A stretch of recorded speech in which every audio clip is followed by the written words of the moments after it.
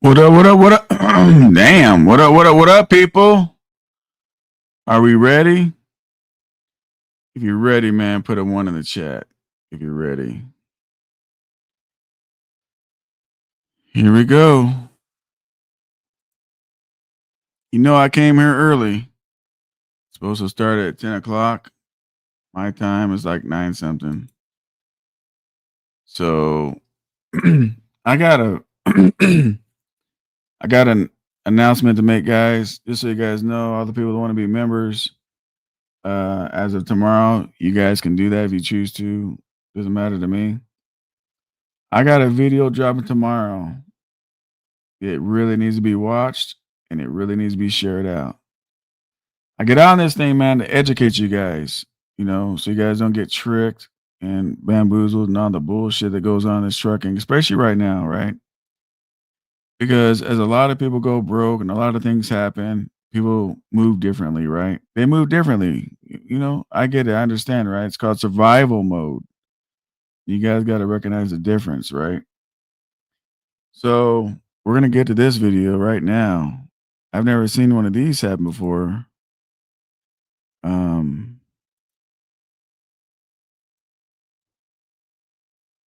here. This dude right here. How many guys heard about this dude right here? So make sure you guys shout out where you guys are from. What up? Damn, Al got here early as hell. Got here at 8:30. What up, PG Beats? Trucker T21. Mario in the building. The Super 8660. What up? What up, gods? Sean, what's going on? So this live stream hopefully won't be too long. But I want this to get out. Because why? Because if they do this to one, what up, Web Willie? Because if they do this to one person, that means, what up, Will Burner? If they do this to one person, that means, guess what? It could be a trend, right?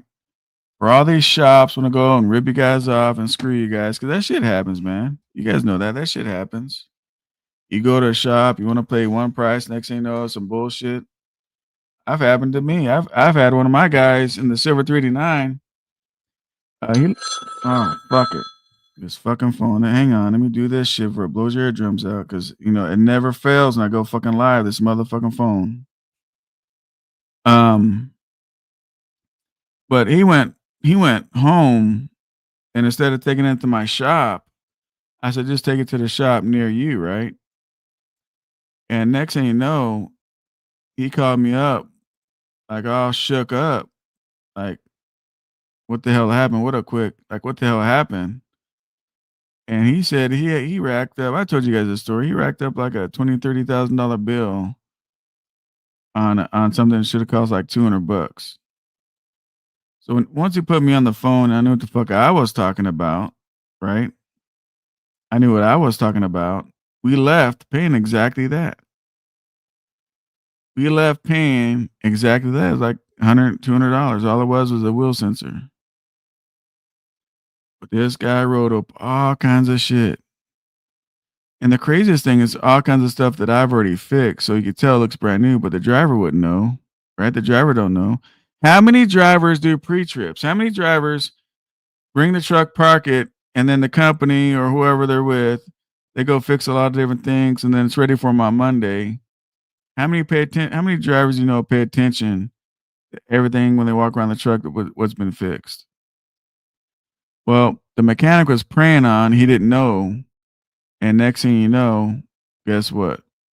They're trying to hit him up. Now, if that dude was an owner operator, he probably would have swiped the damn credit card for $20,000, $30,000, whatever it was.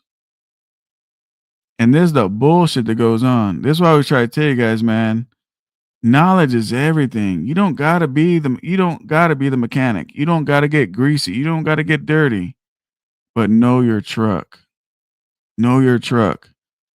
Know that when you show up at the shop, they can't, tell you a bunch of cool ass words that you don't know and charge the shit out of you guys.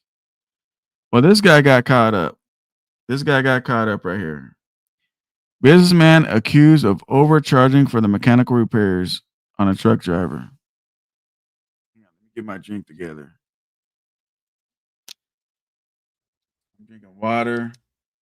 Put a little bit of a fruit punch, the meal stuff. You guys should try that out. Man, I lost another friend a couple of days ago, man. Shit's crazy. I posted on my I think on my Instagram.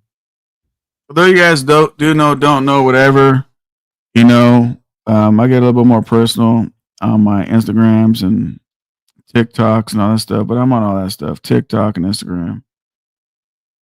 So let me tell you about this guy in El Paso, Texas, not in California. CBS 4 and KFOX 14 covered this. It says a 29-year-old businessman was arrested Thursday for deceptive business practices after authorities said he tried to charge 3 times the original price for the repairs on a semi-truck. According to El Paso County Sheriff's Office, Johnny Justin Flores was arrested after deputies responded to the 12800 block of Bailey's Drive near Sparks, where Flores was reportedly in a fight with a commercial truck driver. I'll tell you something right now, man. It's kind of hard times, man, with a lot of different people, man. And one thing you don't want to do is, fuck around with the truck driver right now. And that's the whole thing, man. Like when guys go to the shop, right?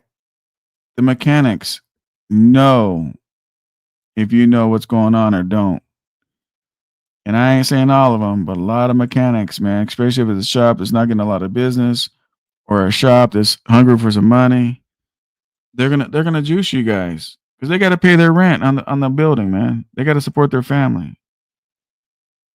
If you guys go in there not knowing what the fuck's going on, I remember one time, shout out to my dude Chase Andrew Jackson. We took one of his trucks in there to a shop. He covered it on his YouTube channel, so I ain't telling no secrets. They had the engine tore down, and they gave him some crazy ass rebuild price.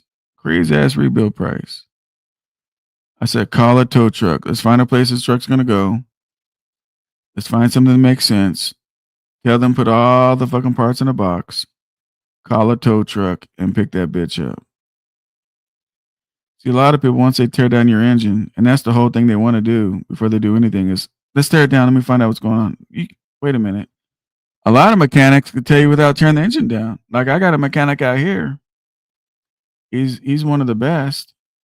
He can tell you what goes on before he tears the engine down. He can tell you exactly what's going on. Now, he'll tear it down to see how deep the problem is, but most cases are not. He can tell you what's going on without tearing the engine down. A lot of these mechanics, first thing they want to say is let's tear down the engine. So it says deputies said that after looking into it, they learned that the commercial truck driver had hired Flores to make a repair to a semi for $1,200 after finding his business online. Which means he did some Google stuff, right? I tell you guys, don't always trust Google, right? Don't always trust Google. I can go to a company right now and make like a whole bunch of different Google accounts and, say whatever I want about it. Number one. Number two, when you look at Google, let's say you guys went to a shop and they treated you guys the best, right? Best price, best everything. How many guys really sat back and went to Google and made a review? Not not many, right? But how many people are there really, really pissed off? Like, I'm gonna make sure people don't ever go here again, and they go to Google and say all kinds of bullshit. So Google to me really is not accurate.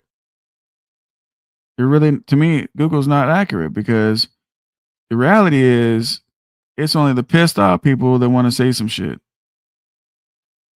Now, this company might say, "Hey, man, leave me a good Google review, and I'll give you $100 off on the repair." Or leave a Google review.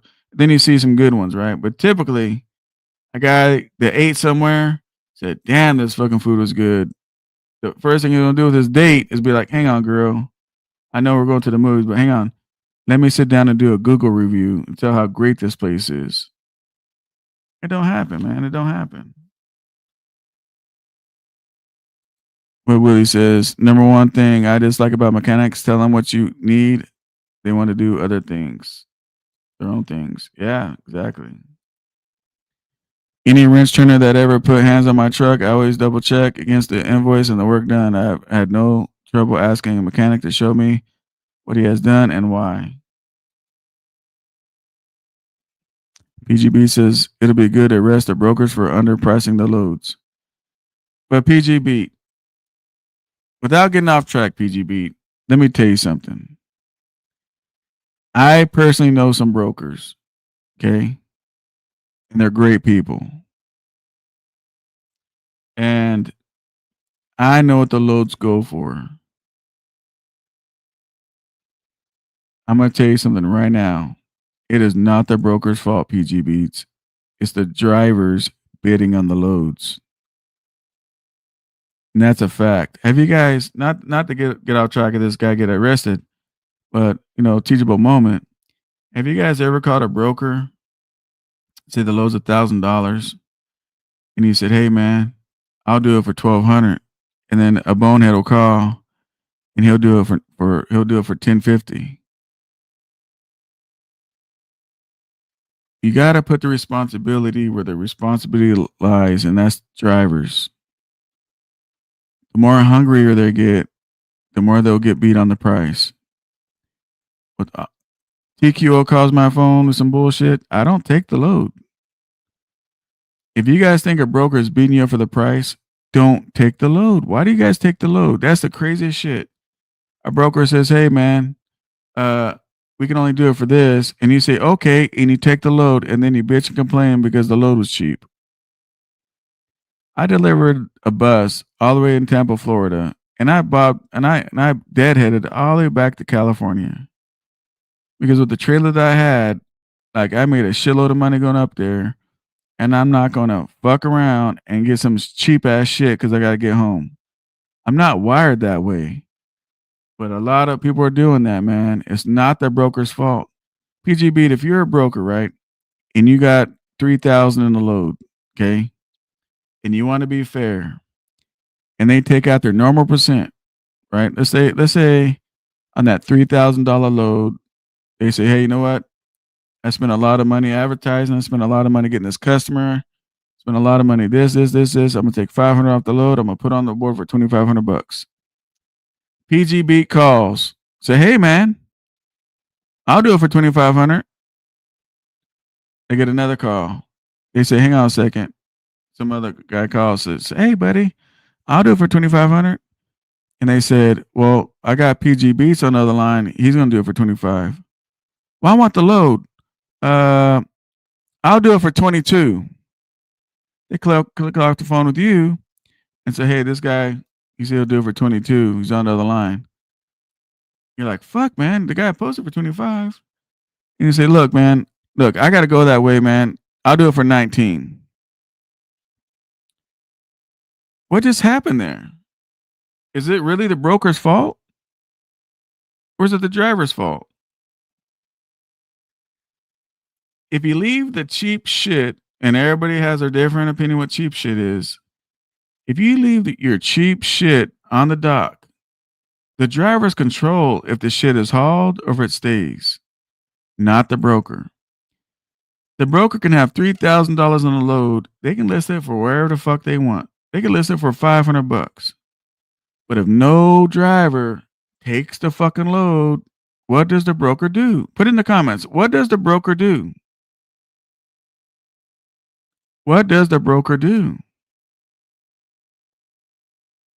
The broker raises the price until somebody's on the hook to haul the damn load.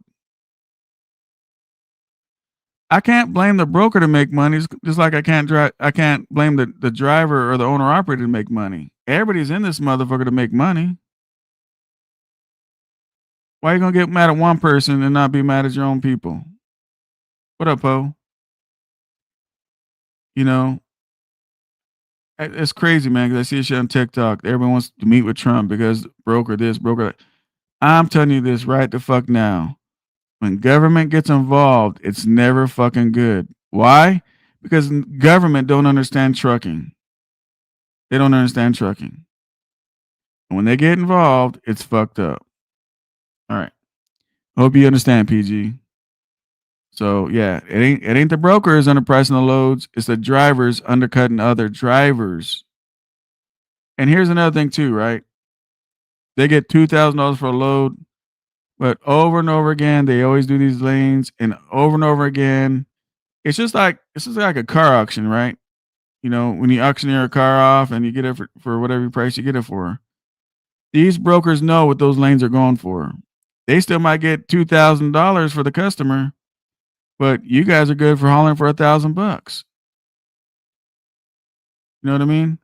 So when you guys call on the load for $1,000 and you say, "Hey, I'll do it for 12," the broker's honest. He's like, "Hey, man, no bullshit. Like we do these things all day long for $1,000." He's telling you the truth. He got no reason to lie because you're looking at the board, and if he don't get nobody hauling for the $1,000, he's got to go put on the board for a higher rate, and you will see it. Think about that shit. Seriously. That's why it blows. Some guy keeps sending me a message on TikTok. Maybe one day I'll share it. But him and I are going back and forth, right? Because I'm on TikTok trying to let everybody know there's money in trucking. You got everybody else crying on that bitch, right? So he's like, "Well, not everybody's like you. At least you can support us." Support what? I don't believe in the cause. I do not support what I don't believe in. And if all those guys that's crying would operate business and have a mindset like me, they wouldn't be crying either. How many of you guys would be in Tampa, Florida, and deadhead all the way to California and LA? How many of you guys are willing to do that? Oh shit, it's crickets and grasshoppers. Well, that's all they got. Ah, fuck, man. Rate sucks. But fuck it, there ain't nothing else, and I gotta get home. I guess I'll take this shitty ass rate, and then you guys cry about it. Don't blame nobody but yourselves. All right, back on track with this guy, this mechanic. Hope you guys learned something. And we'll talk whatever you guys want to talk about after I cover this story. What up, Bo Young? He says, I don't call it undercutting. I'm just operating with low overhead. You know, I get old young. Like, here's the thing, right? This is why I always tell you guys have low overhead. Okay. Low overhead. Because the guy that's got a $5,000 truck payment and the guy that's got a paid off truck, the guy with the paid off truck, I know the argument is, a paid off truck, you'll spend so much more money on maintenance and all that shit. Was this bullshit? Bullshit, right? But the reality is, the lower your overhead is, the better you are of getting some money in your pocket. Because you're right, old young. I mean, some people call it undercutting, some people don't. But the reality is, a guy with the paid off truck can run way cheaper than a guy with a $5,000 truck note. I mean, it's just business. Like, I can't get mad at nobody. If a guy called I mean, we get undercut. But the reality is this, right? Like, I can't get mad at the next man for hauling it cheaper. But if you're gonna blame somebody, that's where the blame goes. It ain't the broker. And if you really can't stand the broker, you're like, fuck these brokers, then all you gotta do is not use them. You go spend the money. You go spend the money and you go get the customers. See, that's another thing. You guys are bitch and complain about brokers when you don't even have to use the brokers. Where does any of this shit make any fucking sense? Oh, we gotta get Trump and everybody involved, man, because broker transparency and and all this bullshit.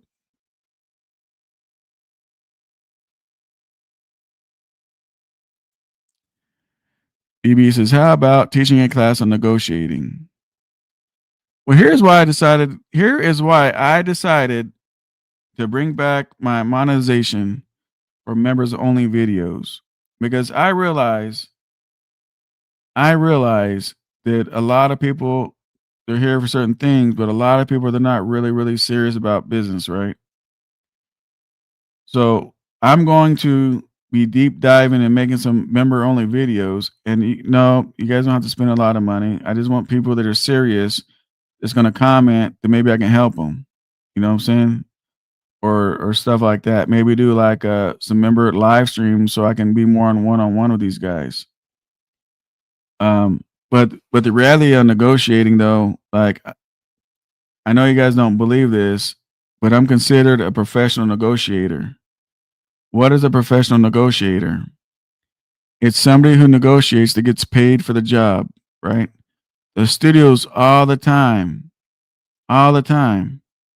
pay me to negotiate their vehicles and different things. Like no joke.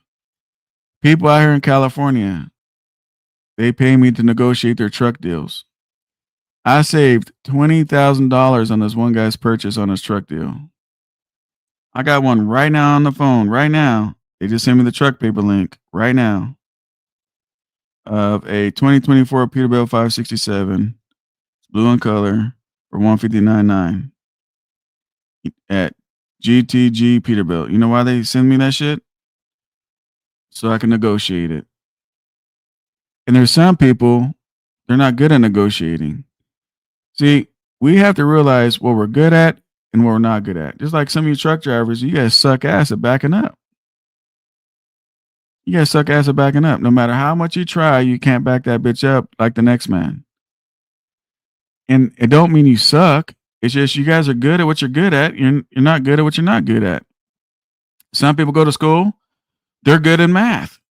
They suck at English. They suck at history. I'll be the one to tell you, man, I suck at English. But man, you throw math in front of me, man, I whiz that all day long. Well, guess what? In business, math is what you need. You need to be a numbers guy, right? So it worked out for me. So we'll talk more about other things, man. Let me get through this real quick. Don't understand how a tech or a shop can be found guilty of overcharging free market. If you spend or not, think about post COVID car prices. I know, Ben. I know. I get it.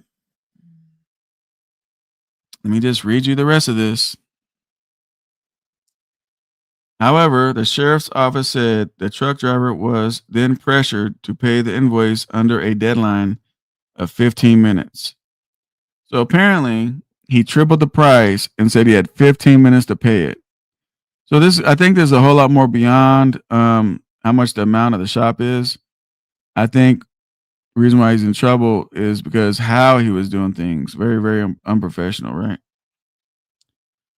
So he said he had a deadline of 15 minutes. Now, I don't know any goddamn shop that you go to and give you a 15-minute deadline. Look, motherfuckers, either you pay this shit or guess what? Like, what kind of bullshit is that? And even though he paid on time, so the guy did pay it on time, Flores allegedly refused to release the semi truck, claiming that he was late and now he had to pay nearly triple the original amount. So here's what's happening. He had an original amount of $1,200, and he said, "Hey, you got 15 minutes to pay me my $1,200. If you don't, now it's gonna be $3,600." You see where where the problem lies? So the man paid the $1,200 on time, and the dude said, "Nope, you're late. I need my 3,600." Now that's illegal, guys. That's illegal. You can't charge him triple because because you said he needs 15 minutes. He don't get 15 minutes. If it's $1,200, he gets $1,200 until he picks that truck up. Now then, in the contract somewhere, when you sign your name somewhere, it should say on the contract that, hey, if you don't pick the truck up within 3 business days or 4 business days, they can charge a storage fee, and whatever that storage fee may be, $50 a day, whatever it is. But I haven't seen it anywhere. If you don't pick your truck up in 15 minutes, you're getting charged triple. Anywhere. So, but this is the bullshit that goes on, right? I mean, if this guy's crooked on doing this shit, I mean, that ain't nothing. There's all this doing is making us be aware of how crooked mechanics are, regardless, right? Regardless. So, detectives obtained a search warrant for Flores and rescued the semi truck. Jail records show that Flores was booked Friday into the El Paso County downtown jail and charged with property theft and deceptive business practices with a combined bond of $15,000. I mean, it's not a big old huge deal. $15,000 bond ain't shit, but I'm doing this video, man, so you guys can see what the fuck's going on out there, because maybe you guys don't know no better. When you guys go to these shops, they say, okay, sign your name right here and we'll get started. Read it. Read it. A lot of you guys will be like, all right, and you sign it. Next thing you know, there's a bunch of bullshit you guys got to deal with. Now that we're off on that topic,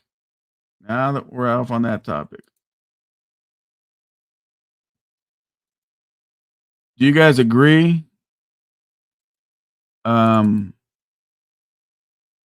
you guys agree that you should have went to jail? Put a 1 in the chat for yes. Put a 2 in the chat for no.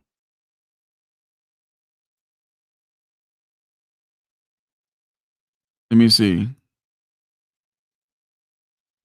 And then we'll get back talking about whatever you guys want to talk about, factoring brokers or whatever.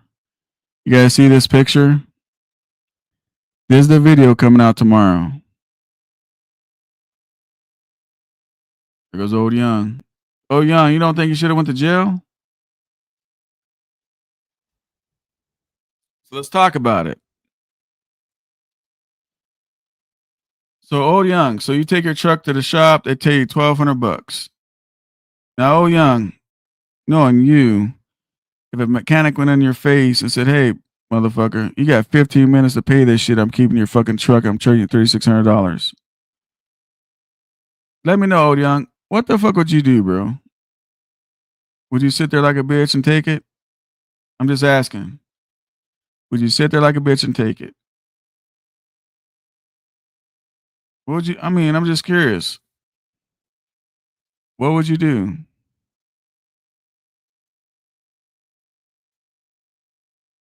Okay, then. It seemed like they got into it. So if you're not going to take that shit, I mean, how do you think it's going to go down then? This guy paid the $1,200 in the 15 minutes, and the dude said, "Hey man, you're fucking late. You're late. Now you gotta give me 3,600." So, I mean, he's holding his truck hostage, right? What would you do, old Young? I'm just curious. You guys can hit the link too, if you guys choose to. But the reality is, man, is is what would you do on that shit? Like, let's be honest. Hang on 1 second.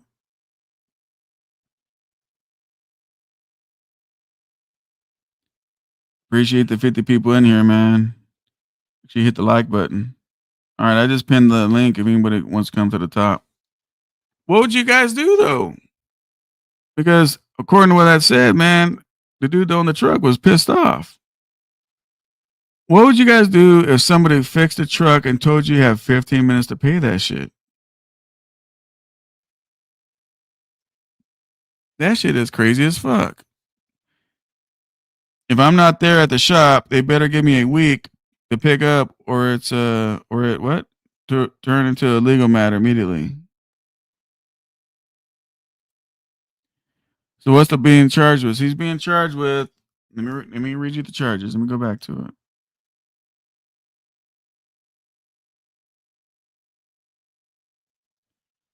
And one thing he's getting charged with is property theft because after the guy paid a $1,200 bill, they wouldn't give him back the truck, right?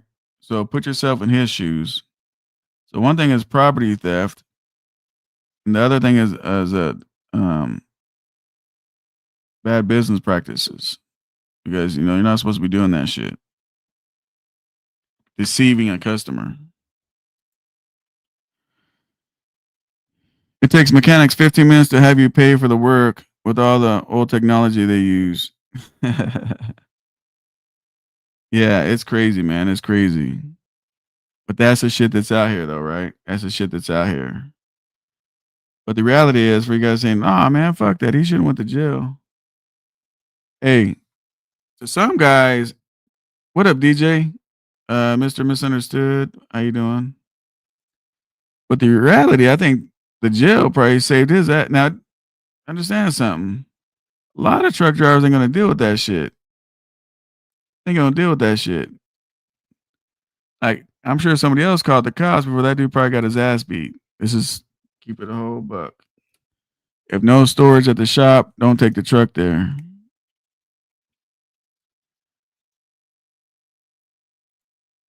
We don't have all the facts. Well, all we can do is read what happened, Ben. And what it said was he had a $1,200 repair bill. The dude said give him he's got 15 minutes or it goes triple on the amount, is what it says. And here's the thing. When they arrest somebody, they arrest people on facts. The fact is the bill was $1,200. The fact is he kept his truck after the man paid the bill. Any of that other shit don't mean nothing. If he's got a piece of paper saying $1,200 and a receipt saying he paid 1,200 and a receipt saying he paid the 12, right? Or bank record or whatever, and the dude still don't give him his truck, I don't give a fuck about the triple, the quadruple charging. I don't give a fuck about none of that. If your bill's $1,200, you got proof that you paid the $1,200, and the man don't give you the truck, he just stole your truck. If you knew the price in advance, he got to pay. Yeah, he knew the price in advance was $1,200. After he said, "Yeah, let's do it," they did the repairs on the truck, and now I don't know what led with what pissed the mechanic off, but maybe he's been doing that to a lot of people. You know, I mean, you just never know who drives these trucks these days, man. I'm telling you, I've seen so many mechanics juice the. I mean, not seen it. Let me take that back. I've heard of a lot of mechanics juicing up people. They just swipe a fucking credit card. And the only way these motherfuckers even find shit out about this is when they don't have the money to swipe it. They push your shit out on the street. What up there, HZTIs? He says the truck owner could have easily been in a bad situation because of a mechanic like this guy. A fight could have occurred and the trucker gone to jail because of a mechanic like this guy. Exactly. Exactly. Because if the mechanic does this shit to the right guy, guess what? driver will go to jail for putting hands on him. And then once the driver breaks the law, the mechanic can say whatever the fuck he wanted. Hey man, let me give you a scenario. Hey, old young, to fix your truck, $1,200. Old young says, hell yeah, man, let's do it. I got $1,200. Me as a mechanic, you know what I'm saying? Or not me, but a mechanic. We'll say Yo-Yo's the mechanic. So Yo-Yo fixes the truck.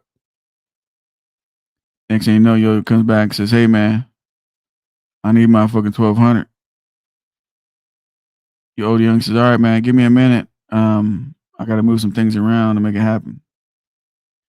Yo-Yo says, you got 15 minutes, homie. You don't pay me in 15 minutes? Don't worry about paying that 12.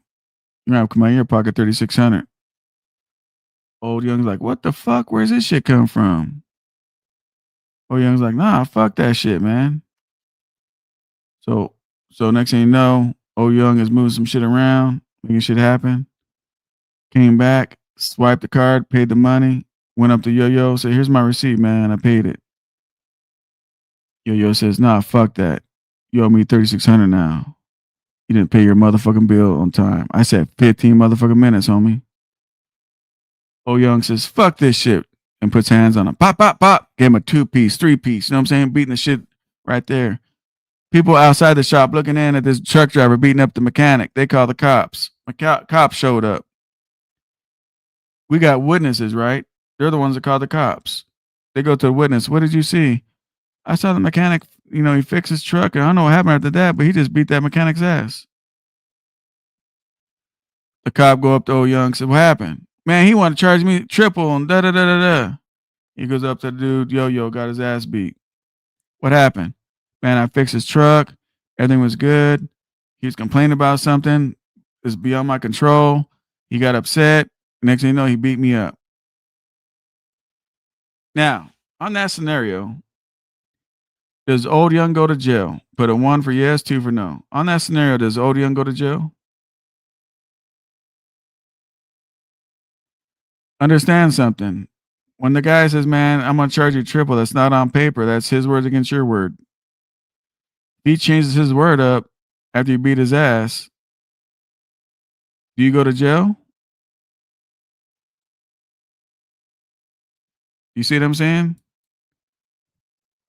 It's not what you heard, it's what you can prove when jail time shows up.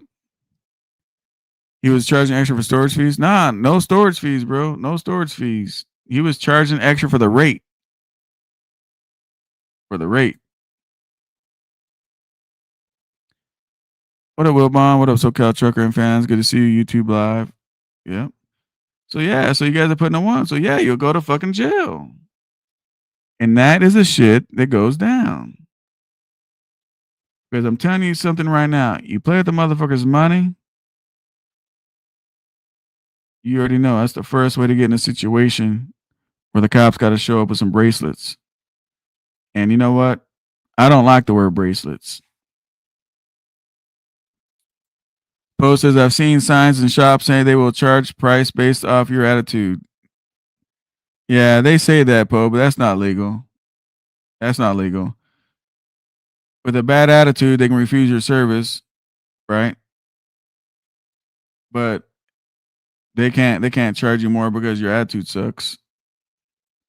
But yeah, they put the signs over there just let you guys know, like, chill the fuck out. We don't need that shit here. But all kinds of situations could happen, right? All kinds of situations could happen. Let me see something. I wonder if there is a YouTube video on that situation. I don't think there is, but we can look.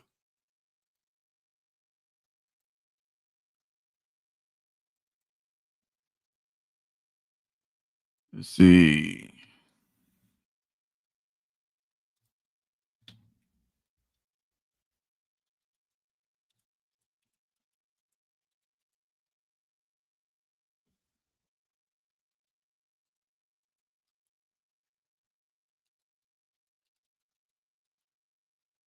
God dang it.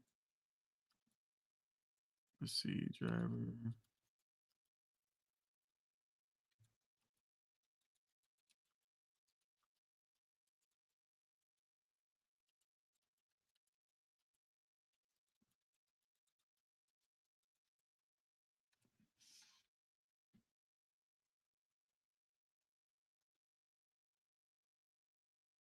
Nope. Nothing on it. Nothing on it. That's what I'm saying, man. That's why I'm making this video, man. There's nothing on the shit. No coverage. So yeah. So just be careful, man. What you guys are signing, what you guys are doing. When you guys show up, just because it's a validated shop, just don't automatically throw trust. Make sure they earn your trust. Talk to them. Make sure they know what the fuck's going on. I saw some video on this YouTuber dude, and I didn't get the whole story on this shit, but somebody he went to a TA and they broke his oil pan or some bullshit. I don't know how the fuck they broke his oil pan or whatever, but then they had to sit back and wait and order the part and all kinds of some shit. He's loaded and then he misses load and he's in a hotel and yeah, it's all fucked up. Ben says owner operator should be able to have these shippers and receivers arrested for taking more than 4 hours to load and unload. Let me ask you guys a question. If you guys are at a dock and they take longer than 2 hours to load or unload your truck, do you guys charge them do you guys charge detention time? Put a 1 for yes, 2 for no. Do you guys charge detention time after 2 hours? 1 for yes, 2 for no. Because man, I'm gonna tell you something right now. I don't give a fuck how long they take. They can take 8 hours. You know, the most profitable that truck's gonna have is money sitting back hourly, not burning no fuel, right? So if I give them 2 hours and they take an extra 6, guess what? That's more profit on the load. Now I get it. You can run and go maybe make more money somewhere else, but you know, profit's profit, right? And I always tell you guys, work on one load at a time. Everybody wants to book all these loads all week in advance and shit goes wrong and next thing you know, they're stressed out and fucked up. 702 truckers, the only one that charged detention time. That's crazy. Wet Willie says detention is at 3 to 4 hours now. Says who, Wet Willie? Says who? Says who? I charge after 2 hours. So who said the 3 or 4 hour thing? Not me.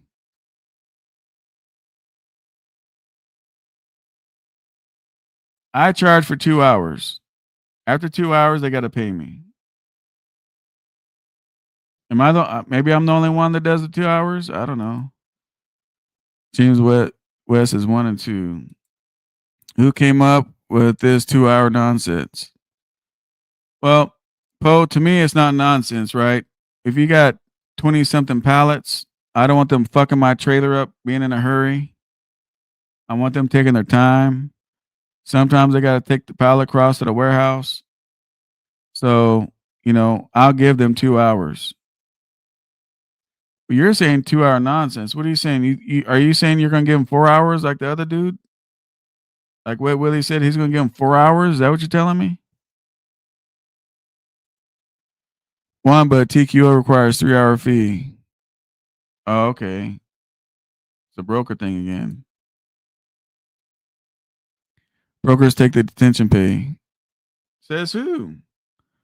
I fuck with some brokers. I charge the broker the detention pay. They pay me. They send me a new Raycon and they pay me.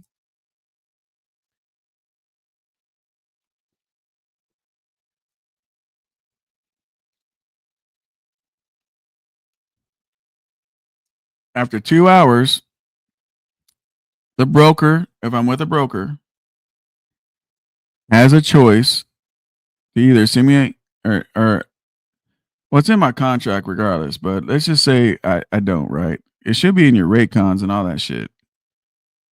But again, in your Raycon, if it says 4 hours, after 4 hours, you can negotiate all that shit. So you guys are worried about negotiating the money, but not the how long it's going to take to unload you.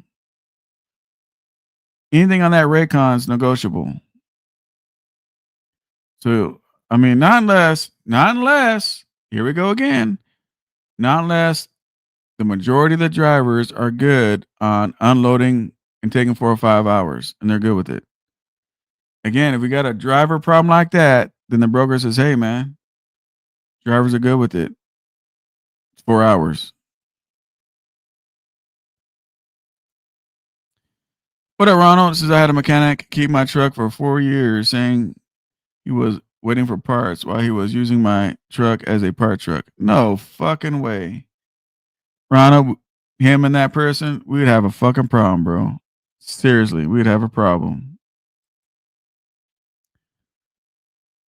Some punk you with 3. Damn. Ain't punking me with 3. You know, the thing that takes the longest, right, guys, is like when I went did the red carpet, when I was hauling all the stuff for the red carpet over there at MGM in Vegas. Um, we use the step deck, the drive in. They take forever, right? Because all these parts are delicate. They got to be sitting right. They got to make sure they don't break, right? So when you guys watch them walk down the red carpet, all those walls, all that stuff you saw, that's all the stuff that I hauled, right? But all that stuff is so delicate. When I hauled it up there, it took like 6 or 8 hours to offload me, right? I hit up the broker. I charged the broker for that shit, right? And all the loads were like that. Well, I was supposed to pick them up. So I told the broker, I said, "Look, man, you know it's gonna take the same to load the shit back up." I said, "If you want, we can negotiate last time all that extra charges and I could put it in my rate and I'll let you save a little bit of money." And he did it. He did it. He put it in the rate. And I went and picked the shit back up. You guys, listen, man. You know, everybody around this motherfucker wants to talk about their owner operator, their owner operator. There's no difference between a leaser operator and owner operator. We're all the same. Da da da da. All the bullshit. I'm telling you guys what the fuck I do, and that's a fact. That's a fact. You know what I mean? You guys, you guys got to run your business the way you want to run your business. In your business, whatever's acceptable is acceptable. Whatever in my business is acceptable, same with me. Hit the like button showing attendance. There you go, Josh. How many people hit the like button showing attendance, damn it? Poe says no hours. So, Poe, tell me how it's supposed to work, Poe. They got 20 something pallets. So, as soon as you pull up at the dock, you're charging them detention time? Come on, Poe. It's got to make sense. I arrived at my appointment time. I get it. We're not saying detention sitting out in the field waiting to get to the door. What I'm saying is you back up to the dock, they're going to take time to offload you. Sometimes it might take an hour. Sometimes, I mean, it depends on how many pallets of what you got in there, right? But the whole time in history I've been in trucking, the whole time, we've always allowed them a little bit of a window of time to unload and offload. We do that to let them know that after that time they're going to get charged. You can't just sit there and say, "Okay, go ahead and load me up. Go ahead and go ahead and unload me," and you don't even tell them about detention time. And next thing you know, they take 3 hours and they say, "Hey, man, I got to charge you detention." Now they're mad. Now they don't want to pay you. So even though you show up at your appointment time, in my world, maybe not your world, Poe, but in my world, and I see you got a car hauler on your picture, so it looks like you load and unload yourself.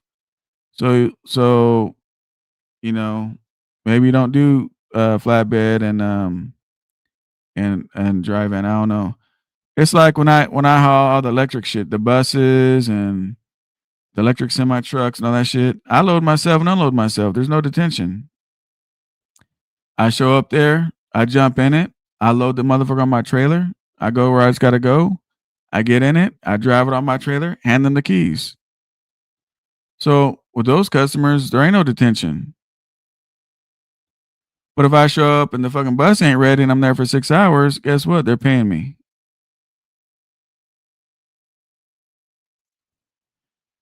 I guess my carrier doesn't negotiate the detention. It says it on the rate sheet. It says what, Wet Willie?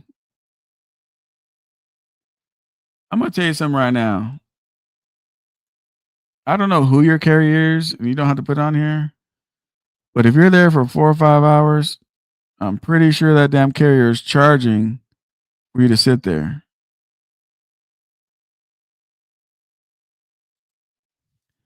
That load better be worth it or charge 4 hours up front.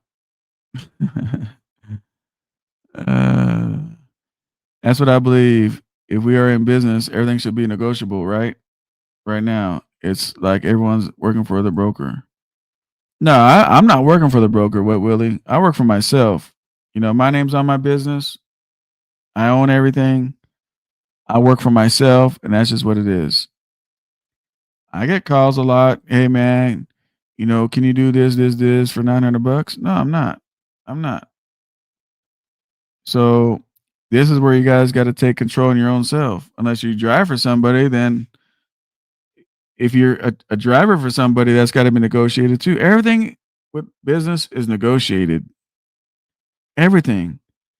Just because a truck driver makes 20 bucks an hour, you can go up and try to negotiate 25 bucks an hour.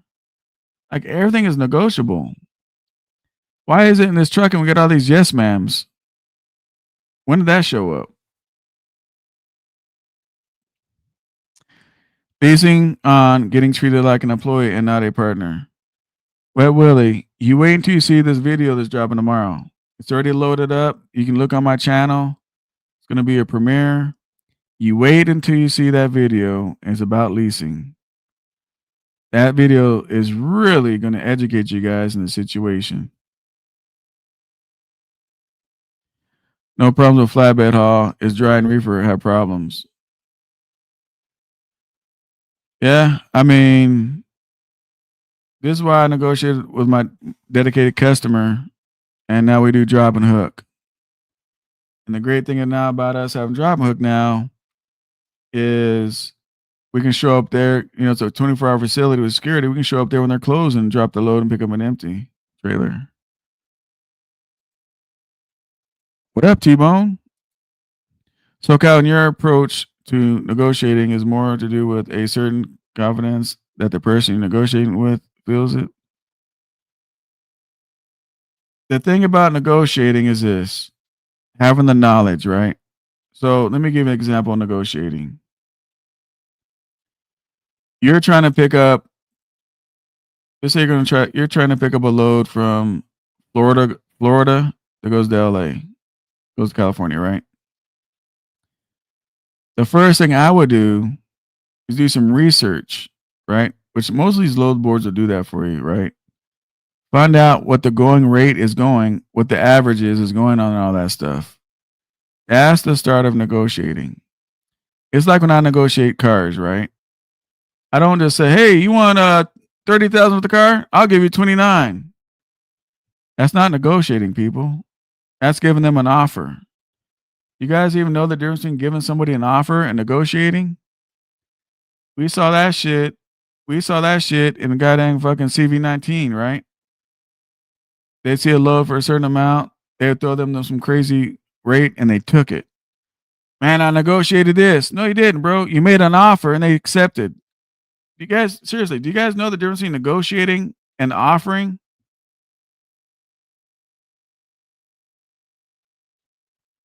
So when I negotiate cars, the first thing I do is find out what the cars are going for. Wholesale, private party, retail.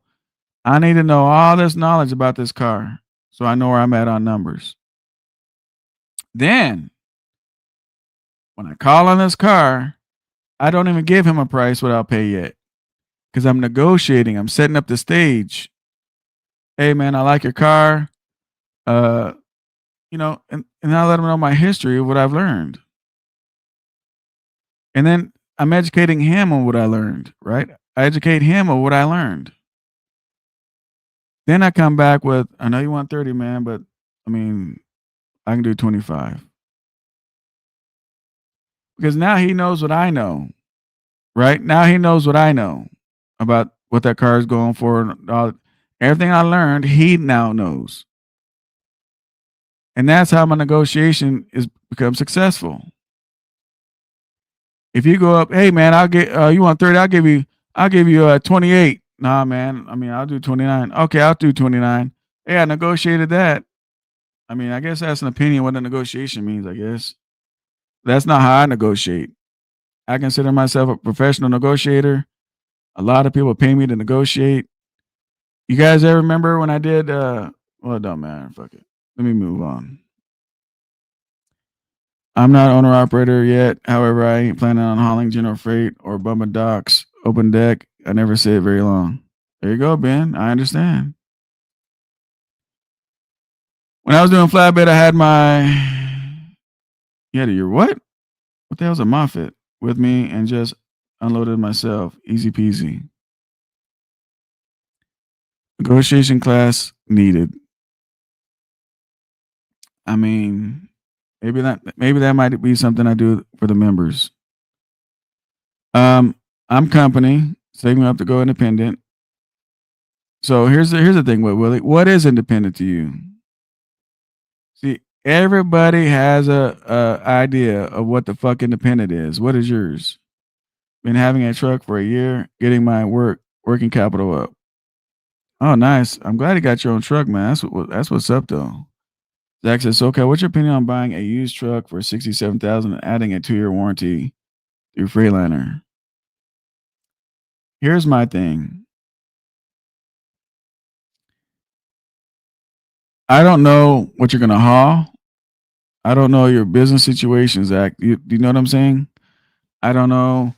Like, if you're gonna do like a low boy shit, make $9 a fucking mile, I'll be like, hell yeah, spend 60, 70 grand.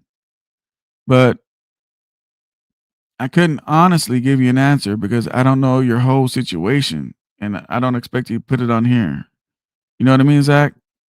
I don't want to sit here and give you guys some false bullshit and then you guys fucking fail and then sitting on my lap. But typically, not knowing your situation, see, I always tell people, don't buy the truck and look for the job for the truck. Find the job, then you know how much you need to spend on the truck. Let me give an example.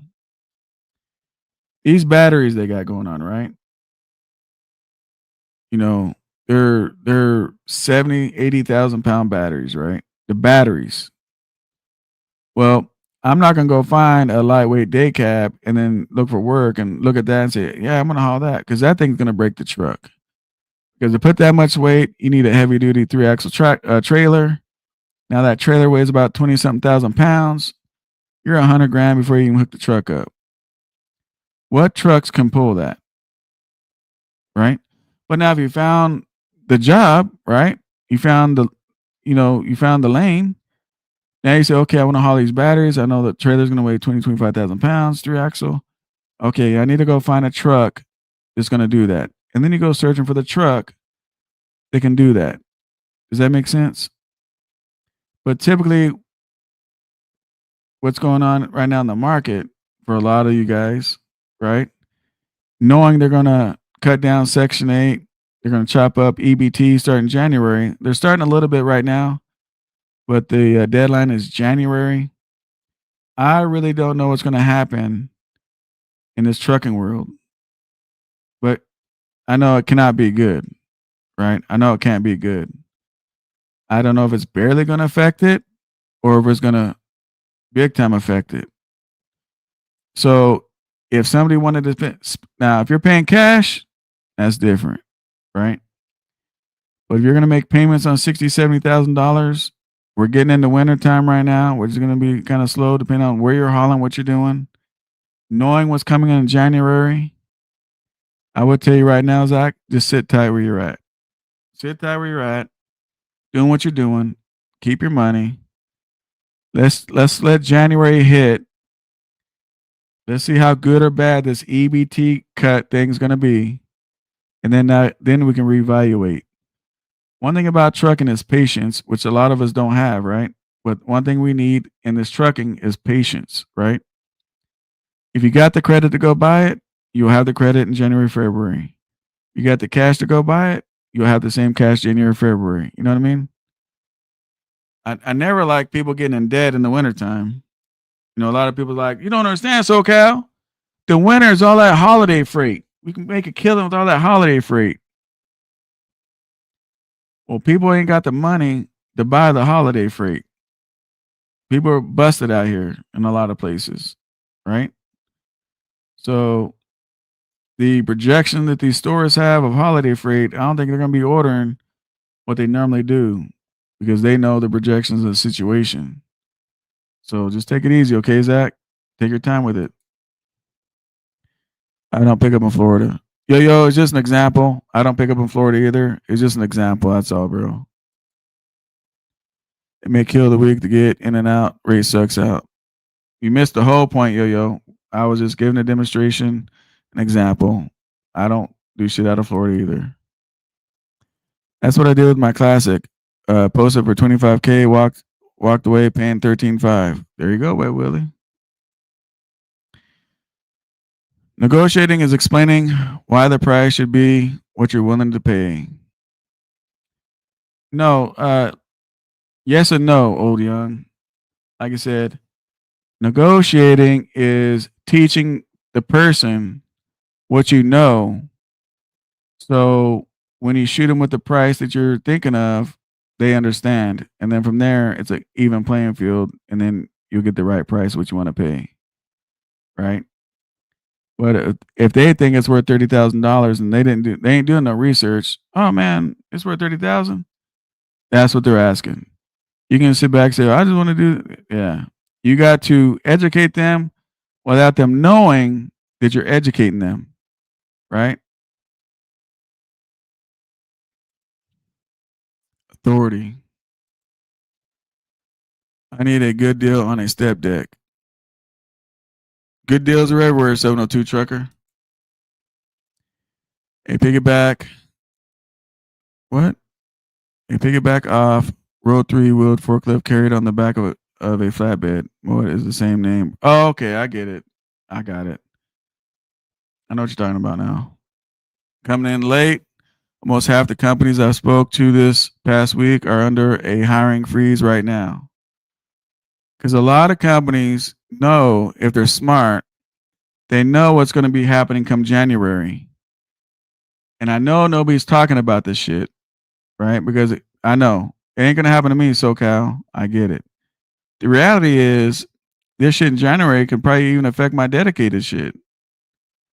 You know what I mean? So we all need to be prepared for what could happen. And yeah, hit the damn like button. Just got back in. Okay. Truckers don't qualify for government assistance. This ain't got nothing to do with truckers, bro. This has something to do. Okay. Let me explain this for you, right? And I already covered this in the video, but I'm going to just go over it for a second. There is billions of dollars of EBT out there around the country.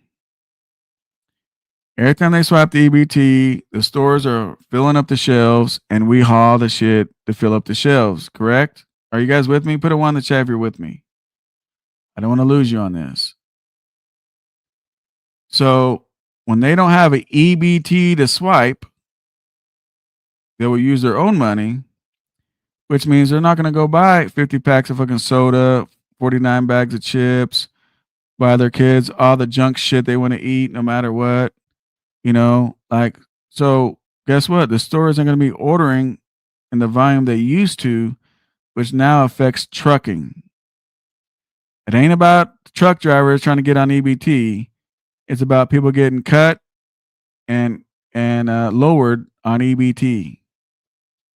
And it's going to affect the housing market too, because a lot of the Section 8 shit, a lot of people rent houses based on Section 8. Well, I'd rent this house to Joe Blow, but I know on Section 8 I can get $4,500. So guess what? That's what they want, because if you ain't got the 4,500, they'll just do it to Section 8. Well, guess what's going on now? In that January thing, that Section 8 shit is going to get all fucked up. People are getting requalified. This one I can say all. They're all getting requalified for EBT, and they're all getting requalified for Section 8, and there's different guidelines and rules. And a lot of people are getting kicked off the shit. And a lot of stores right now are starting not to accept EBT on the suites. So next year is going to be a crazy ass year. And all I want to tell you guys is stay as much out of debt as you possibly can. As much as you can, just save up your money. If you're at a company, you're a company driver, stay there because you guys have what? If you're in a company position, what do you guys have that's priceless? Seniority. Seniority, right? So come January, when more truck drivers go out of business because, whatever, they're going to be looking for a company job. They'll be under you, which means you work first. So if you have a company job, I would stay there and wait. It's only a couple more months away. Let's see how bad it's going to affect the trucking industry. It might not affect us. It might. It might take 3 months to affect us. It might not take it all to affect us. Who knows? But I tell you guys, man, I plan for worst case scenario. Plan for the worst and hope for the best. Hopefully somebody can put that in the chat. Plan for the worst and hope for the best. It's always worked for me. Most of the carriers here in Alaska are also telling their contractors that they cannot even guarantee one load a week now. Yep, I understand. I tried negotiating detention with TQL from 3 hours to 2 hours for a fair rate. TQL agent responded, detention is non-negotiable. So D, guess what? I'll say I just wouldn't haul for TQL no more. But here's another thing, D. Why do you think that is? If all the drivers did what you did, said, I'm not hauling your shit unless we get down to 2 hours, what do you think TQL would do? Man, all these fucking drivers, man, they all want a fucking 2 hour fucking fair rate thing. Damn, let me let the customer know we got to do it. And they would do it. But you got a guy saying, hey, man, they don't even look at the damn detention. So you're smart enough. You looked at the detention, right? Most guys, okay, $1,000 going to here to there. I need to get there. I'll take it. Boom. On the Raycon, it says after 3 hours. So they don't pay attention to nothing but the rate. They never pay attention to the detention. One man pays attention to it and wants to change it. Guess what? See what I'm saying, D? It sucks. I would love to blame the broker, but it's just not the broker's fault. It's the driver's fault. Because as long as drivers accept bullshit, bullshit will stay on the table. If drivers stop accepting the bullshit, things will change. The drivers hold all the power. No, SoCal, you don't understand. It's the mega carriers. They'll just come in. The mega carrier. Let me tell you something. The biggest percentage in trucking is owner operators of small fleets. Mega carriers don't even fucking put a dent in how many small fleets owner operators there is in the country. So no, leave the shit on the dock. Guess what? Megas ain't gonna come save that shit. What up, Don? Hopefully I can watch the replay before it's gone. It's not gonna be gone, Don. I'm gonna keep it up, Don. I'm gonna keep it up. That's why I'm looking for a job. The place I'm working at announced layoffs. My last day is Friday. I hear you, GW. I hear you. I get on this thing, as busy as I am, and I stay busy. As busy as I am, I try to get on here. I try to do what I can to help you guys. I know I've been gone on YouTube, but in today's market, the way things are, I had a weird ass feeling that maybe you guys need a fog light, which is myself, to get you guys through the fog. And so here I am. So I'm spending my time doing this instead of other things I need to be doing to hopefully help you guys out, because I don't want to see guys crumble down. But the reality is a lot of people don't want to listen. And the reality is learning about trucking or planning for the future or just stuff that I talk about, that shit is boring compared to talking about the next door neighbor's big ass titties or fucking some shit like that, and I get it. But the reality is, I'm still gonna go to the bank and cash checks. What's everybody else gonna be doing?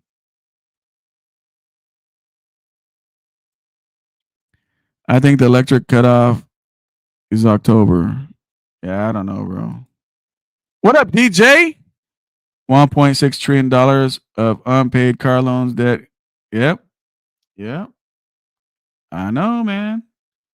But DJ, do all you guys remember I was telling you this shit was gonna happen? I know you guys hate when I bring the shit up, but do you guys remember when I told you guys to buckle up and be ready what could possibly happen?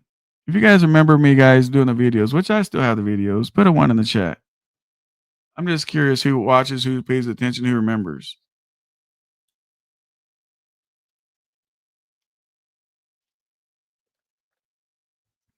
I always try to give you guys my predictions, projections.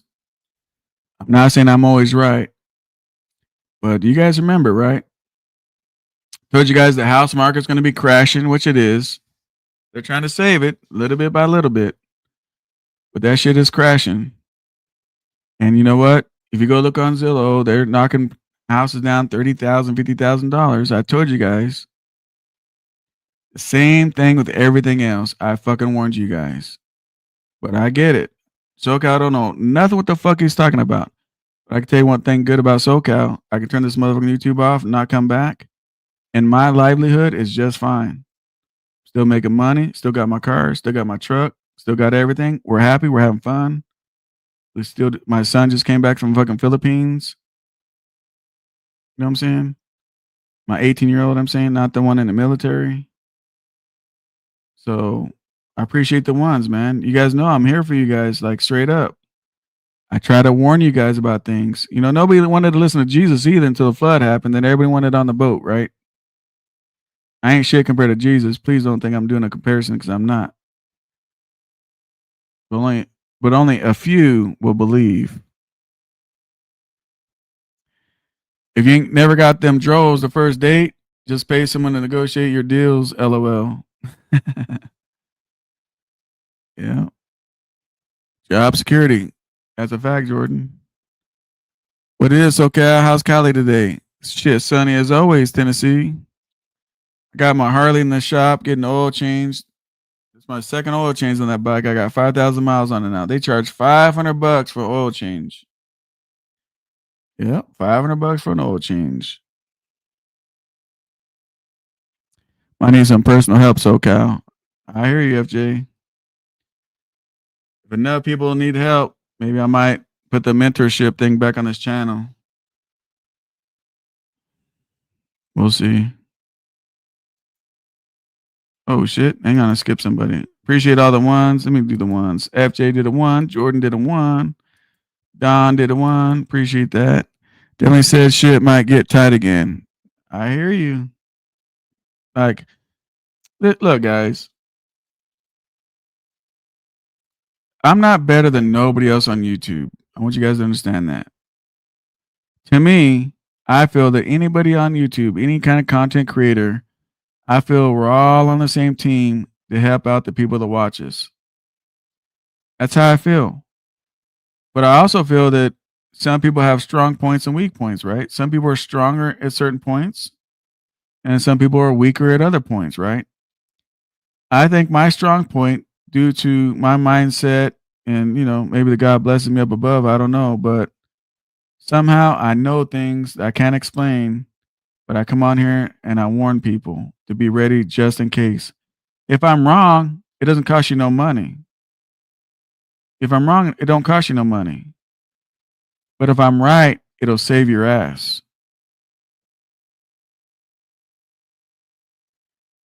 But Willie did a one. Appreciate that. I'll email you again. Need a little guidance in the right direction. Always tuned in for the game. Appreciate that, Web Willie. What up, Marcus? Appreciate that one, buddy. I'm willing to pay for help. Be right back. Closing doors. The feds are cutting. I mean, Here's the thing, old young. Here's the thing. It took years of them destroying our livelihood, right? How long do you think it takes to fix it? You see what I'm saying? They're on the ship. We're all on this ship full of holes and the water is hitting the ship. And eventually the ship's going down. All the feds are trying to do is hire more people to hold 5-gallon buckets to grab the water and throw it out overboard. But the reality is, until they realize what the problem is, nothing's going to be fixed. How many of you guys know what the problem is? Put in the chat if you know what the problem is to fix all. It'll fix everything. Everything. It'll fix everything. You guys have plenty of money, plenty of jobs, plenty of everything. What's the one thing that'll fix all this that they got to realize? Put in the chat. Let me see if you guys know. Some are math magicians. What up, midlife? Man, I'm telling you right now, I don't need a calculator, bro. Like when I'm negotiating, fucking numbers are popped in my head. My son, my 18-year-old, same way with numbers and everything else. That's why he's so good on making scripts and doing all this computer shit. Because the reality is mining Bitcoin, computer shit, all that stuff is all numbers. It's all numbers. Any cares whom were SoCal's former students looking for owner ops. I'm out in New England.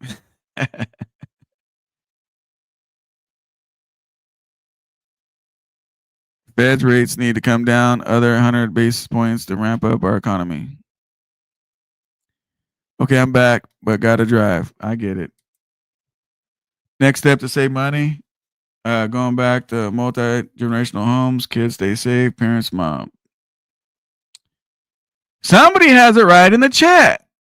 God dang, flatbed day. This is what it is right here. Nothing else. Nothing else. When you have an inflation out of control, nothing matters, man. You can give people more money. You can do whatever the fuck you want to do. But when inflation keeps going up and it's still out of control, it eats everything up you're trying to fix. It eats it up. Don't you guys realize it's inflation that got us here in the first place? What causes inflation? What causes inflation is printing money, right? Oh, you guys need some help? Don't worry about that. We'll go ahead and we're going to print out $1 trillion. We're going to save California. We're going to save New York. We're going to do this. Don't worry about that, guys. You illegals need some EBT and Section 8. Don't worry about it. We're going to print some more money. Print. We're not making it. We're in debt like a motherfucker. Let's print some more money. As long as this fucking printer got ink, we got money, people.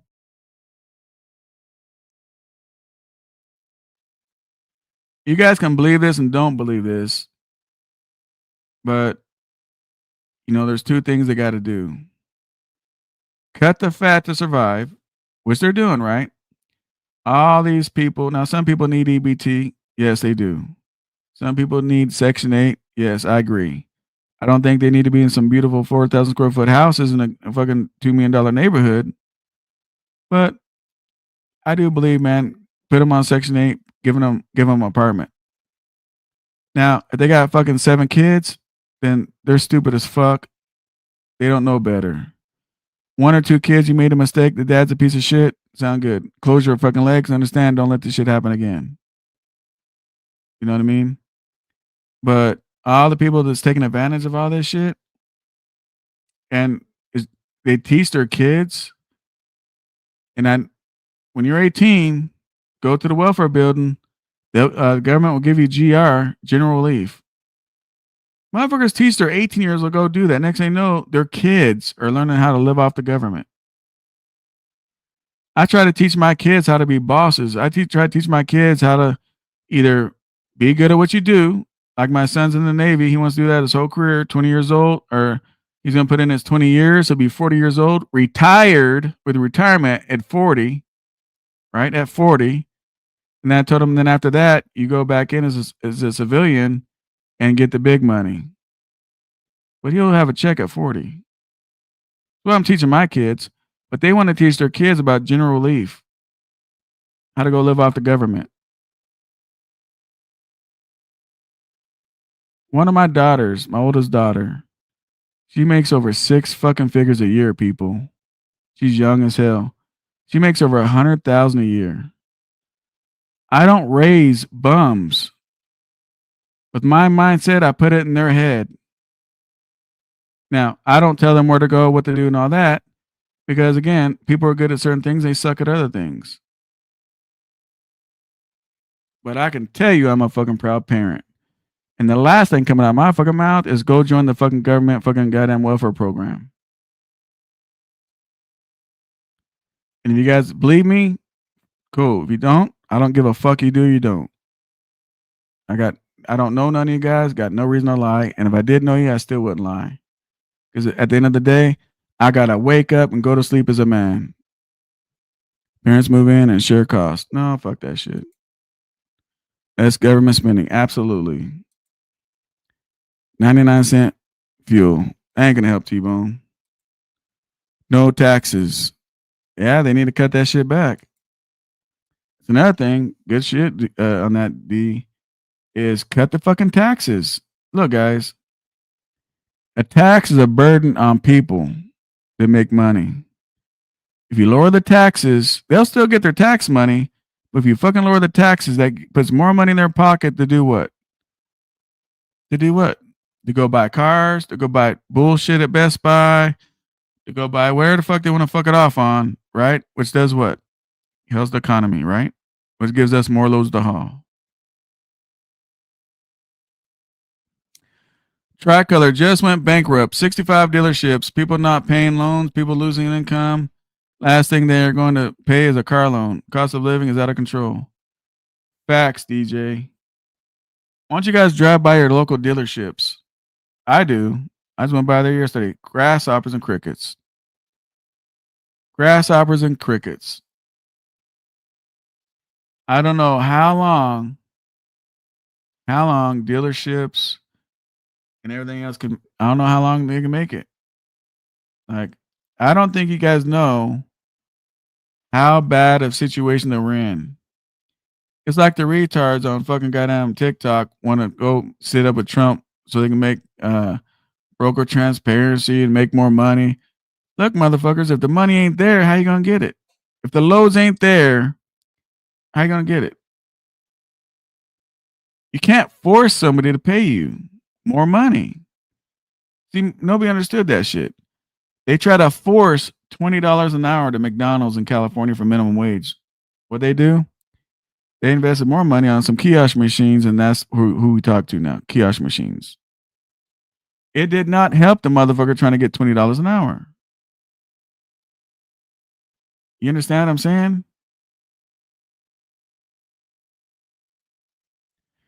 That LA to Chicago rail is just the beginning of the end. Hey, rail's hurting too, man.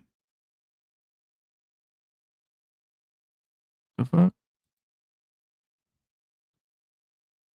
Shit's stuck or something. Here we go. I lag for a second. I was going to ask, are you still doing the mentorship? The videos you gave on buying the truck without seeing it was very informative, and you gave a lot of good game on that. Yeah, Marcus, I'm glad that video helps. I'm here to help you guys. You guys don't have to join the mentorship, right? The only reason why I even do a mentorship is so I can talk to you guys on the phone, so I can know your personal information, so I can give you guys the right information that's going to help you guys. Like the guy says, hey, man, should I go buy a $60,000 truck? I don't know if the dude's got like 2 alimony payments, 10 child support payments, a $9,000 mortgage. I mean, if you're in that situation, the last thing I'm going to tell you guys do is go get a loan for a $60,000 truck. If only people knew each other and maybe got married before downloading kids all over. True that on that.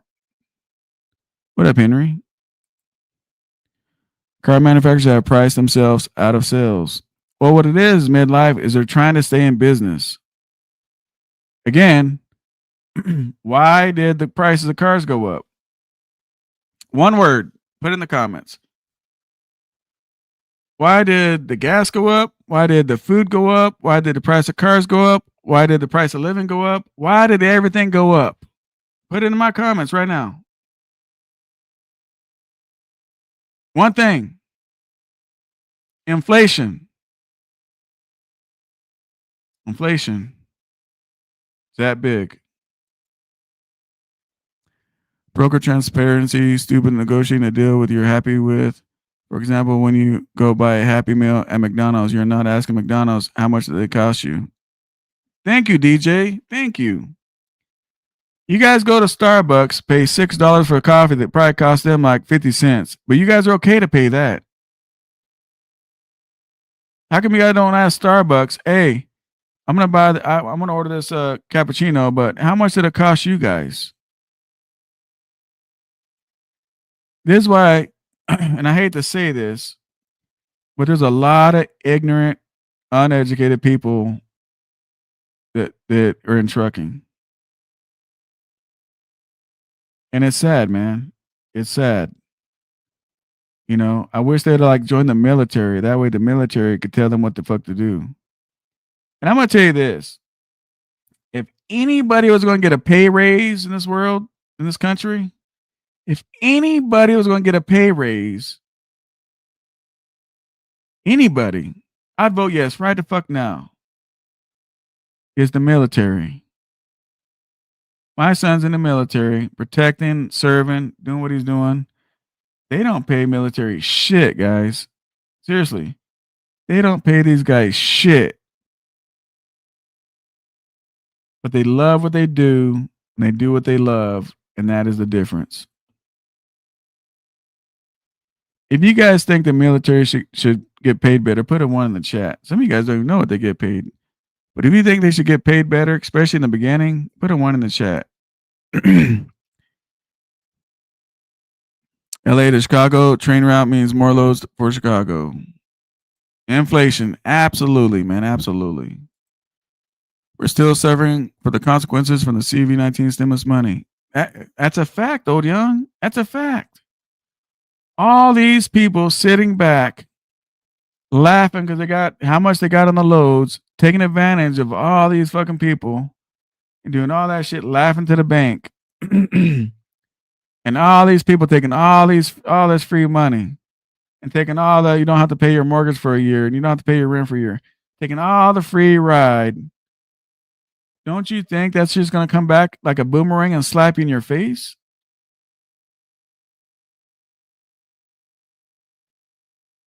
I didn't take none of that fucking CV bullshit. I don't want none of that shit.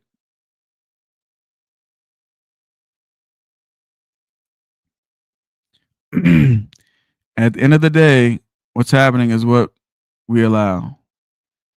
Well, Willie, well said. That's a fact. The people have the power, but we have to become knowledgeable, wise, and have understanding to make a real change. Very well said, Willie. Very well said.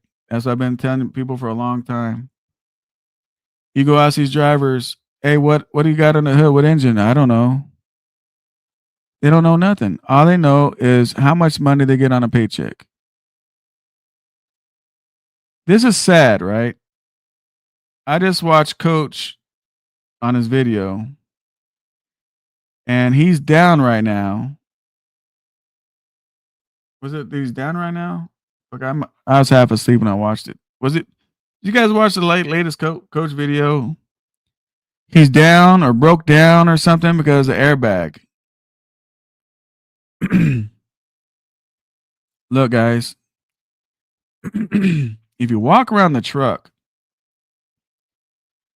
you can pretty much tell. Now, not all the time, not 100%. Maybe that's what happened to him, right? No shot to the coach. But you can look at those airbags and know, damn, I need to get these motherfuckers replaced.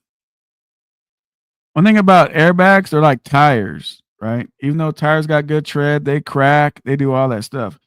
You can have a good tire, good tread, not many miles, blow up on you. Why? Cracking, aging, weathering, all that stuff. And most of the time, they're going to leak. They're going to leak a little bit, but you got to catch it. But he's broke down, missing, delivering a load over a fucking airbag. No shot to the 26-year vet. But fuck, man. So, coach, if you're watching this, since you're the owner operator, right? Your truck, I would tell that mechanic, since one goes bad, the other three is going to follow. Those are all factory brand new bags from that 2023, right? So since one went bad, the other three, listen, this is a secret. It's a secret, coach. Listen, I know you're watching. When one blows, the other three are next. The other three are next. So my advice is replace all four of them. Let your 10 cents of maintenance replace all four of those bags. Because if not, you're going to have the problem 3 more times. If you guys agree, put a 1 in the chat. If you disagree, put a 2. That way, coach, you can see the 1s and 2s if I'm telling the truth or if I'm lying to you. Base pay in the military isn't that high, but adding all the allowances, housing, meals, and stuff like that. Well, my son, he lives off the base, and the meals that they have there is like, that's like saying when you go to jail, you get housing, you get meals. I mean, it's great in jail, right? Midlife. Don't you guys love jail? Because you get housing, you get free meals. No, bro, the meals they give you suck. The housing they give you sucks. My son lives off base. It sucks because number one, you don't got your own place. You got to share with another dude.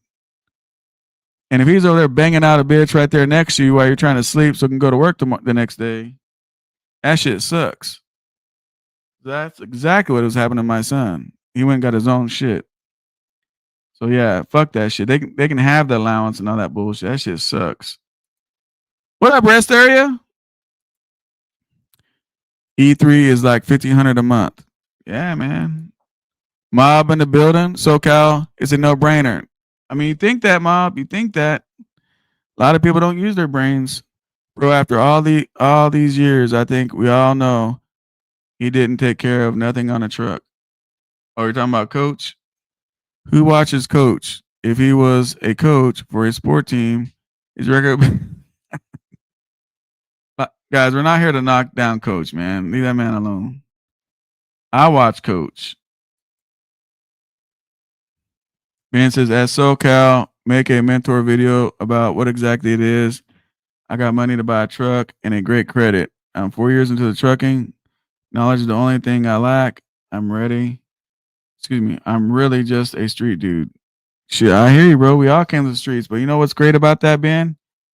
A hustler, always a hustler, homie. Once you know how to make money, it don't matter what fucking business you're in, you're going to get it. But basically, all the mentor shit, all that is you guys have access to talk to me on the phone. That's all that guarantees. Success is all on the person on the other side receiving the information. That's all. And I still got to find out if I got time to do that because a lot of people signed up last time and I have to make time for you guys, right? And some people think if they called right then and there, I have to answer right then and there. And I want you guys to know I run businesses, different things. If you call, I see you called, send me a text. I'll get back in an extreme timely manner that makes sense. But yeah, Midlife says coach doesn't understand that when your deductions get your income way down, you end up getting $1,500 a month on Social Security versus a higher income person getting $4,000 or $5,000 a month. That's a fact. What up, Eric? Wouldn't you want to keep a couple of airbags in the truck for just such emergencies? They don't cost much and weigh that much. Here's why I don't cover it. Here's why I don't put airbags in my truck. Because when you carry that shit around, it might take a year. Next thing you know, that airbag that got in your sleeper is a year old. Does that make sense? You paid a brand new price for the airbag, but now it's a year old already when you put it on the truck. So you know what I mean? Plus, however long they've had the airbag when they made it.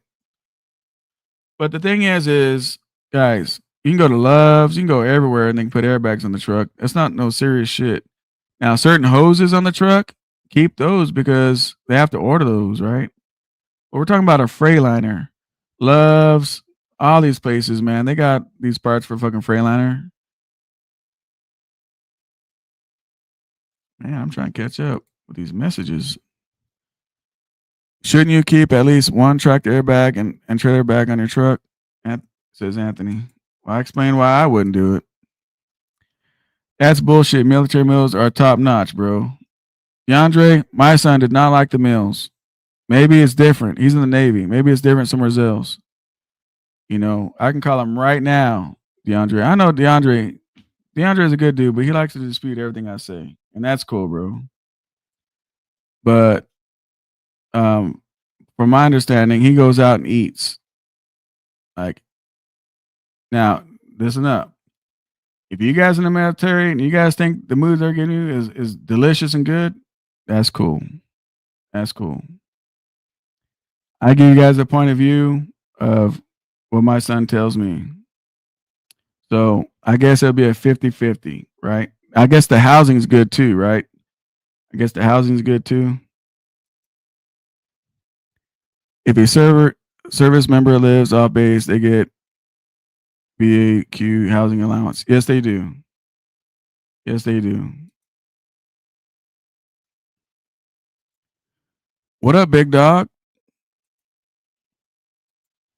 Let me ask you guys a question. If you guys have been in the military, put a 1 in the chat. Let's ask the chat. Maybe it's just my son that feels the way he feels. Yep, that's why I'm getting the mentorship. I need Dr. SoCal on my trucking roster. If you guys been in the military, put a 1 in the chat.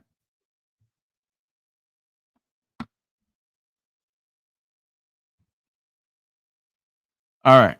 We got people that have been in the military, DeAndre. So here's my question. Do you guys think you guys were eating good?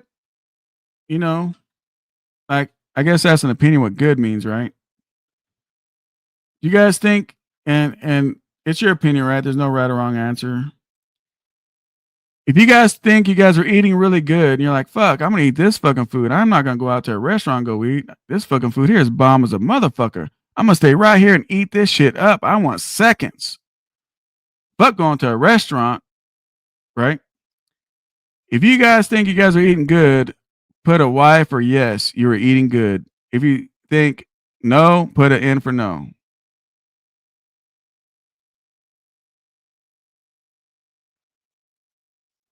Yes, I was Army. We ate great meals. Okay. That's cool. That's good then. Anybody else? It's all about truth over here. Put it down. Put it down. Yes or no?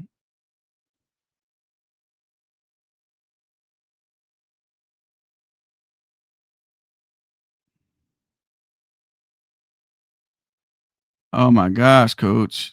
But don't be so blunt about it. Oh my gosh. I got man, this guy.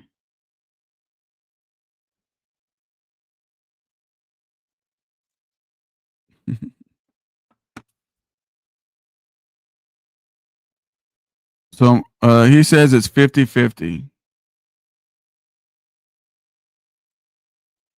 If you stay on base, they charge you for the barracks and food meals. Well, that's the thing that pissed my son off too. Yeah, they charged him for the meals, right? Maybe that's what it was. They charged him for the meals, and he felt what he got charged for the meals wasn't worth the food, if that makes sense.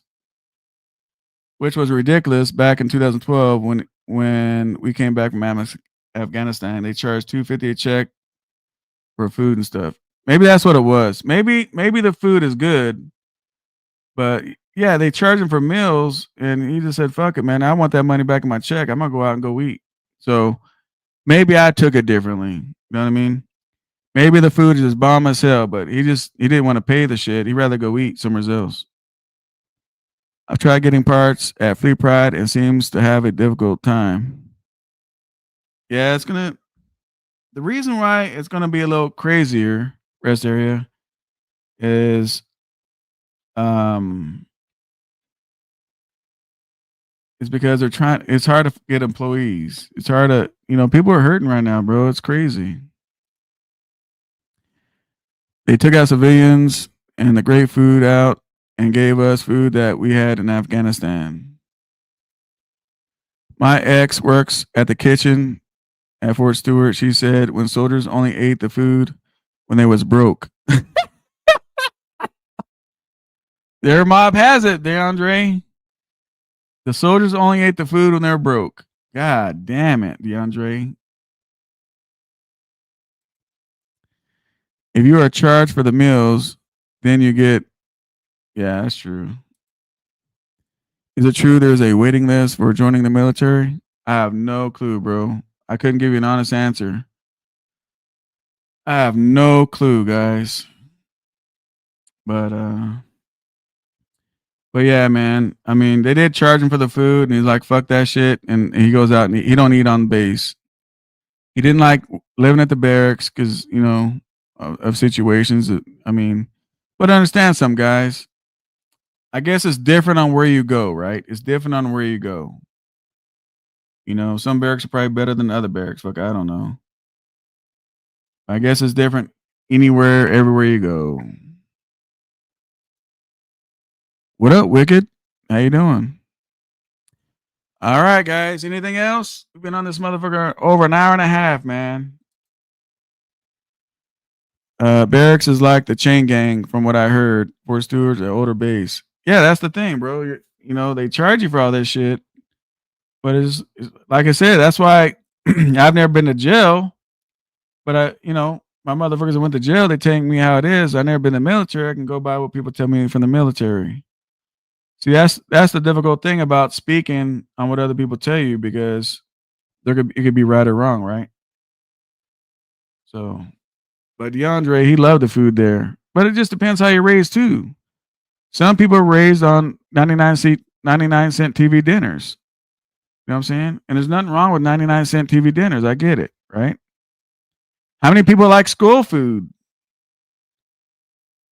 I mean, there were certain days we like school food, but it don't mean we liked all the school days. Like it got to the point out here in California where they're putting fast food chains and shit inside the schools. You know what I mean? And the only people that's eating the damn lunch from the schools is the damn people on the lunch programs.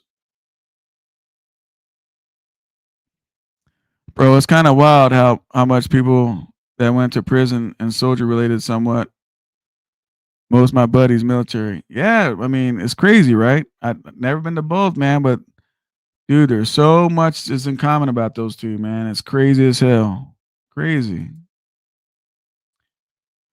All right, people. Anything else before I jump off? Make sure you guys hit the like button on the way out. I'm telling you, man. I don't give a fuck about the views, but I look at my likes, man. If you check in and give attendance, that's all I care about. All right, I'm out of here. Don't forget to watch the video tomorrow. You guys are gonna enjoy that. It's gonna open up your eyes, especially on you lease drivers. It's gonna open up your eyes. You need to go watch it. It's not my opinion. I'm putting some facts out there for you guys to see. I know a guy who had his engine rebuilt with the dealership parts. The oil pump failed after 20,000 miles, just outside 1 year warranty. Now he needs another rebuild or a new engine. Any suggestions? For some reason, D, some people think that the dealerships are better mechanics than the guy in the corner, but that's not always the case. Now, here's the problem with that, D. We had a similar problem with the Cummins, right? But as soon as that oil pump showed zero pressure, the driver shut it off immediately, right? Now you're out of warranty, so that sucks. But if he'd have shut it off immediately, he could have probably saved the engine. And I'm not saying you're a guy, but a lot of people they don't watch gauges, right? If I ask somebody, "Where's your water temperature gauge?" I don't know. What gauges do you have on the truck? I don't know. And that's the problem that we have. I'm always watching temperature gauges, oil pressure. I want to know my oil temperature. That shows a lot. What if your oil temperature is hitting 300 degrees? You guys hear me? I mean, water temperature is not the only thing. Look at that oil temperature. I know if that oil temperature is getting hot, I got to back off on my throttle. I got to let this thing cool down because the hotter the oil get, the more it's going to destroy your engine because it gets thin. So my only suggestion, bro, is do what they say, man. You're gonna have to just rebuild it again, bro. And don't go to the dealership just because they're more expensive. They're more pricier. He might have could have rebuilt it twice through a amigo that has a lot of history than a dealership, if that makes sense. It sucks, man.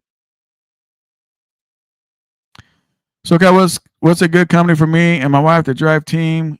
She just graduated in July. A few years. Um, I could talk to my dude Dan and see if they're accepting teams, man. Um, pharmaceuticals, try to do teams with that. It pays good money. Now, I know someone can say, "Hey, man, I did it and it sucked," but I know my dude Dan is killing it out there. So check on companies that haul that stuff. Have a great day, everyone. I'm restarting the live after SoCal ends it because I'm late. It's all good, man. It's all good. That's free lunch came in clutch coming up. Good for being poor. Like I said, some days we like the motherfucker, man. Some days we like that shit, right? You know, um, but there's other days like fuck this shit, man. I need some motherfucker. I need something else. So, Cal, do you recommend buying a rebuilt engine, 12.7, or finding a core and having it rebuilt? The truck is missing an engine. It's a 379 short nose Pete. Um, that's a loaded question, right? It depends on where you buy the rebuilt engine. We really, really need to be careful with that shit, right? Well, if you go get a core and have it rebuilt, they're doing that right in front of your face. You know what's going on. So just be careful if you buy a already rebuilt engine. Just trying to ask, what's a good company for me and my wife, our team? I have a few years. Yeah, I gave you an answer, brother. He rebuilt at an independent shop. Okay. Yeah, man. The only thing you do, man, is just it sucks, man. But he's one of the few that happens to. The only thing you do, man, is try to find a shop that you got a relationship with or whatnot. And the oil pump, you guys, not saying he did, but just to learn for people. When you do the oil pump, don't go get the cheapest one. Don't get the cheapest one. Of course, the most expensive can fail too, right? But just try to do the best you can. You guys rebuild these things. This is a business, right? It's not like cars. Like brand new trucks, they blow up too and need engines. Brand new trucks with brand new engines, they blow up too. So just be careful, guys. Just be careful. All right, guys, I'm out here, man. Till the next. Appreciate you guys rocking with me, man.